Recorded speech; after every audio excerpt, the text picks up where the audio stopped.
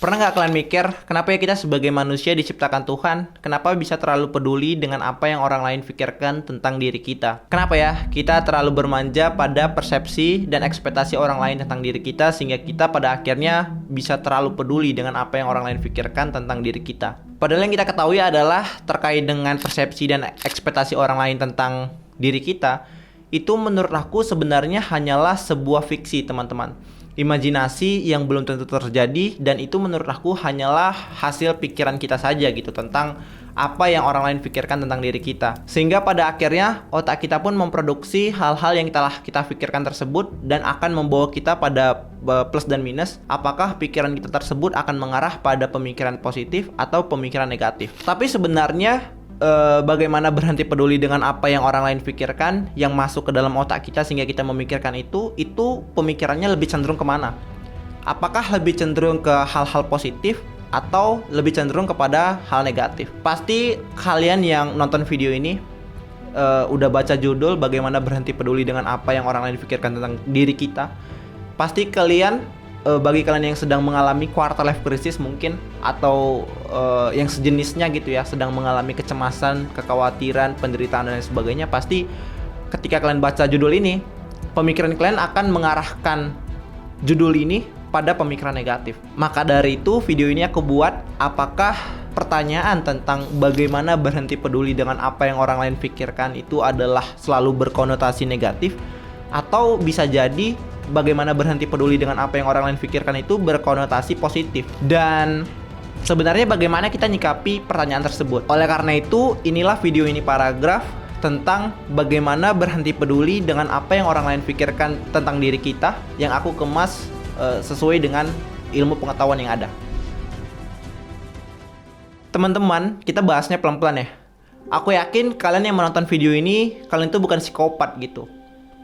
Kalian itu punya hati, punya naluri, punya perasaan, punya cinta, persahabatan, dan lain sebagainya di hati dan pikiran kalian. Peduli dengan apa yang orang lain pikirkan, sebenarnya menurut aku permaknaannya itu nggak selalu berkonotasi negatif, teman-teman. Ini bisa aja positif, karena kalau kita pikir-pikir lagi, peduli dengan apa yang orang lain pikirkan tentang diri kita itu sebenarnya dapat menjadikan kita sebagai pribadi yang lebih baik dari sebelumnya. Anggap aja itu sebagai bagian koreksi atas kesalahan-kesalahan yang telah kita buat, teman-teman. Sehingga ketika teman kita mengkoreksi kita, ya kita terima hasil koreksi tersebut. Jangan kita langsung bawa pikiran kita bahwasannya mereka membenci atas kesalahan yang telah kita lakukan. Karena sebagai manusia, melakukan sebuah kesalahan adalah hak mutlak. Iya, melakukan sebuah kesalahan adalah hak mutlak yang diterima manusia sejak lahir. Jadi bahkan anak bayi yang baru dilahirkan pun itu telah melakukan kesalahan.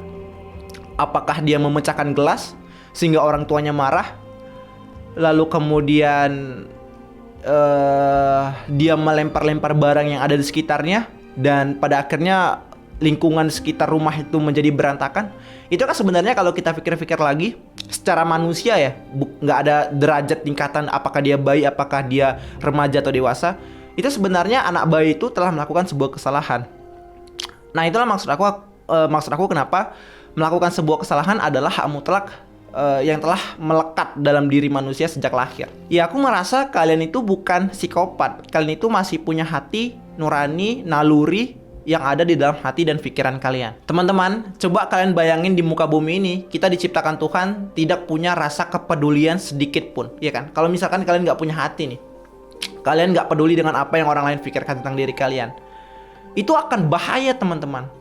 Jadi inilah maksud aku kenapa peduli dengan apa yang orang lain pikirkan itu sebenarnya nggak selalu berkonotasi negatif. Itu bisa aja mengarahkan kita pada hal-hal kasih sayang, hal-hal perdamaian, hal-hal cinta kasih, dan hal-hal yang mengarahkan kita pada suatu kebaikan, seperti itu. Jadi ketika aku mendengar, Bol, gimana cara berhenti peduli dengan apa yang orang lain pikirkan tentang diri kita? Yaitu sebenarnya nggak bisa, teman-teman. Kita sebagai manusia diciptakan Tuhan dari lahir itu sebenarnya sudah dilekati dengan perasaan peduli terhadap sesama kita sebagai makhluk hidup.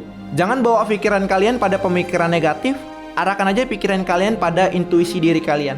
Jadi ketika kalian mendapat pertanyaan gimana cara berhenti dengan apa yang orang lain pikirkan tentang diri kalian, Itu yang sebenarnya harus kalian pikirkan adalah gimana cara kalian mengelola pertanyaannya itu. Gimana kita ngubah persepsinya jadi permaknaan positif. Jadi bukan karena pertanyaan gimana caranya kita berhenti peduli dengan apa yang orang lain pikirkan, tapi gimana cara kita mengelola pertanyaan tersebut untuk membawa pemikiran kita pada hal-hal yang berkonotasi positif.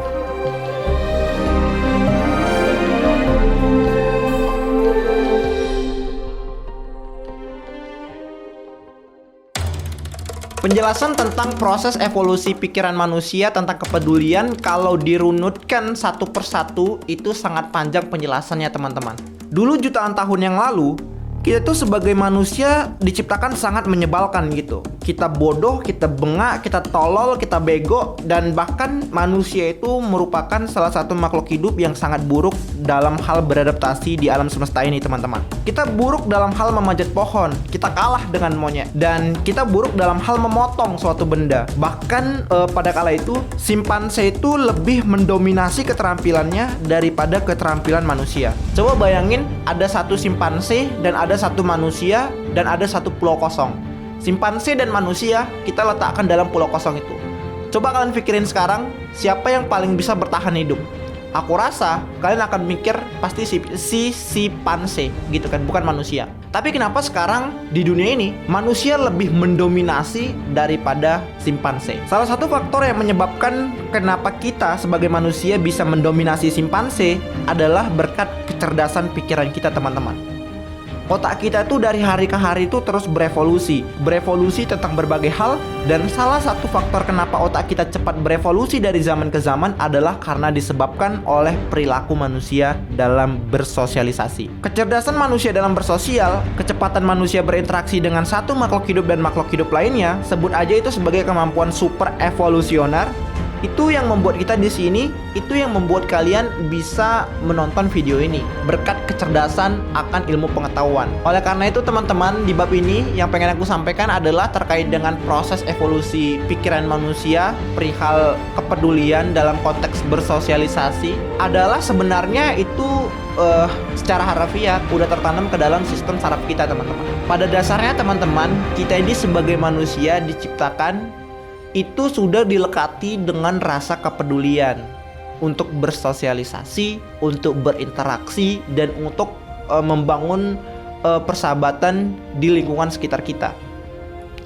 Jadi pertanyaan tentang apakah kita bisa berhenti peduli dengan apa yang orang lain pikirkan, dalam benak pikiranku itu nggak bisa teman-teman. Bagi aku, kita sangat perlu orang lain untuk diri kita, agar kita bisa terus bertumbuh lebih baik daripada sebelumnya. Dan di bab selanjutnya aku akan bahas terkait dengan proses interaksi tersebut. Sebagian besar sejarah umat manusia itu cerita tentang proses evolusi manusia untuk bisa bertahan di alam liar. Ini adalah tentang hidup berkelompok. Mereka terdiri dari suku-suku kecil, mulai dari 30 orang, 50 orang, dan bahkan 100 orang. Dan di antara suku-suku ini terdiri dari beberapa keluarga dan biasanya dinahkodai oleh seorang pemimpin yang mengatur proses politisnya. Di poin ini yang pengen aku sampaikan adalah bahwa dari dulu sebenarnya teman-teman, kita itu sebagai manusia selalu bergantung pada orang lain untuk bisa bertahan hidup. Kita nggak bisa hidup sendiri. Dulu andaikan aja ada satu orang yang kontra dengan politis ketua sukunya, maka orang itu akan dikeluarkan dari suku, terjadi penolakan sosial, dan ya orang ini pasti akan dianggap telah mati. Jadi ditolak oleh suku adalah ancaman besar bagi keselamatan manusia pada kala itu. Inilah sebabnya kenapa penolakan sosial itu sangat amat menyakitkan. Ini juga yang akan mengantarkan kita mengapa perasaan ketergantungan sosial menjadi peduli dengan apa yang orang lain pikirkan adalah bagian alami dari proses evolusi manusia. Ya ini yang harus kita pahami dan kita mengerti bahwa kita sebagai manusia tentu aja mengalami keterbatasan tertentu. Namun yang perlu kita maknai dari proses evolusi pikiran adalah bahwasannya setiap manusia itu pada dasarnya adalah belajar dari sebuah kesalahan. Jadi ya udah, kita harus menerima apa yang telah kita lakukan, apa yang telah terjadi atas hal-hal yang telah kita lakukan. Kalaupun ada kesalahan, ya udah kita menerima itu sebagai bagian dari proses evolusi pikiran kita. Bahwasannya manusia itu nggak ada yang sempurna. Manusia itu pasti tak jauh dari kesalahan. Manusia itu juga tak jauh dari tembak menembak. Gitulah teman-teman. Sebagai bagian penutup dari video ini, sebenarnya yang pengen aku sampaikan adalah untuk menjawab apakah kita bisa berhenti peduli dengan apa yang orang lain pikirkan tentang diri kita. Pertama, itu nggak bisa.